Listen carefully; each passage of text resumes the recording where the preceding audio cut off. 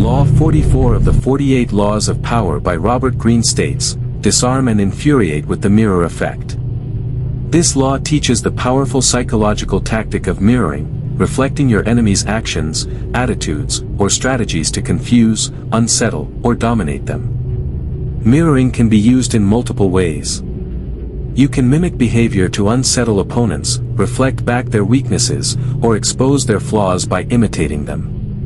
It is a powerful weapon because it makes the enemy feel watched, exposed, and mocked.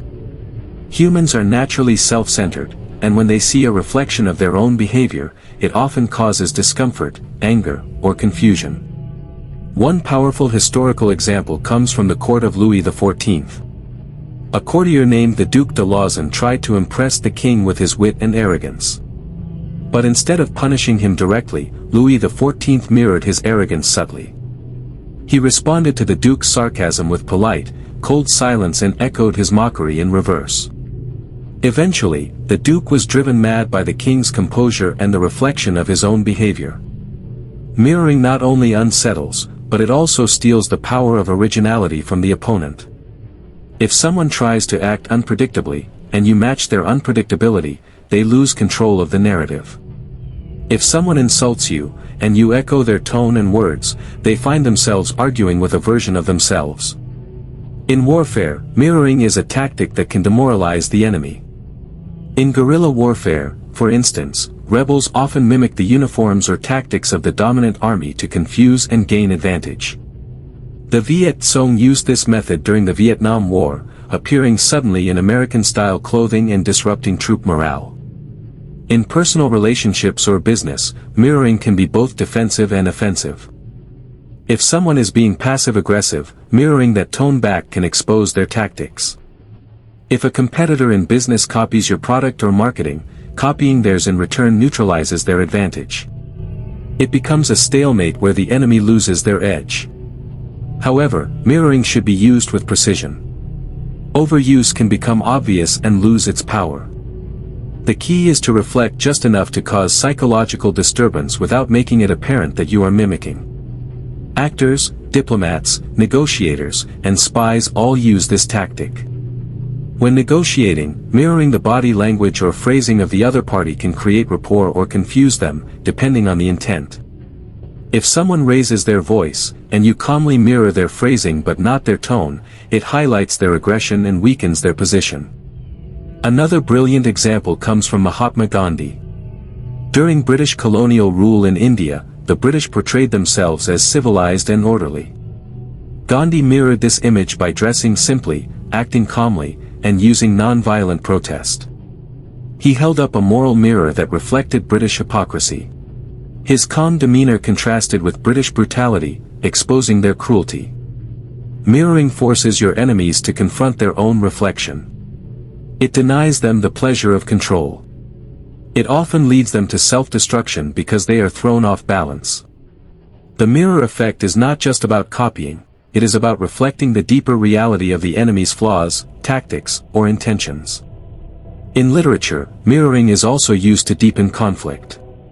In Shakespeare's plays, characters often meet mirrored versions of themselves, foils who reflect their flaws. This drives them to madness or change. Hamlet mirrors Claudius's scheming, Iago mirrors Othello's insecurities. These literary devices reflect how mirroring works in real life to destabilize and reveal. In politics, mirroring an opponent's rhetoric can disarm them.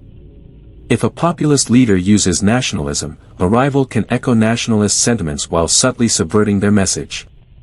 By using similar slogans or gestures, they can steal the emotional energy from the original message, leaving the opponent looking unoriginal or extreme.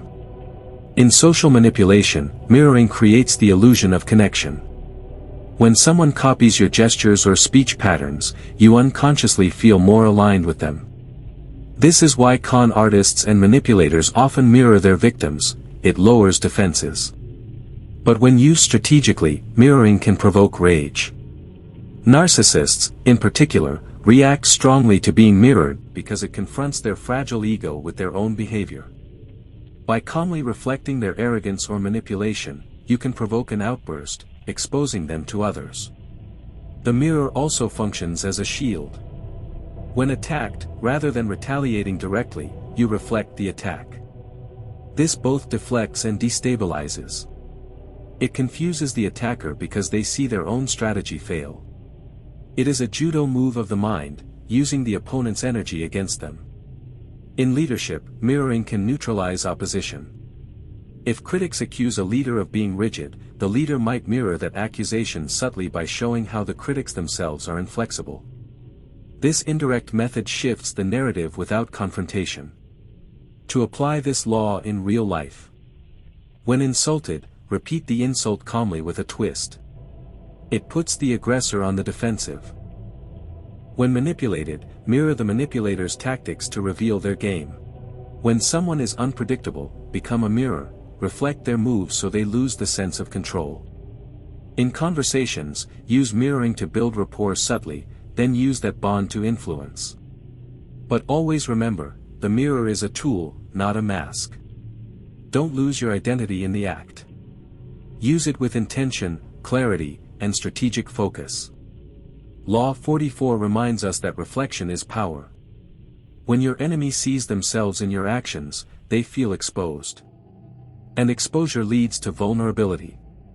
Use the mirror to disarm, to provoke, and ultimately, to dominate without direct confrontation. In a world driven by ego, few things are more terrifying than facing one's own reflection.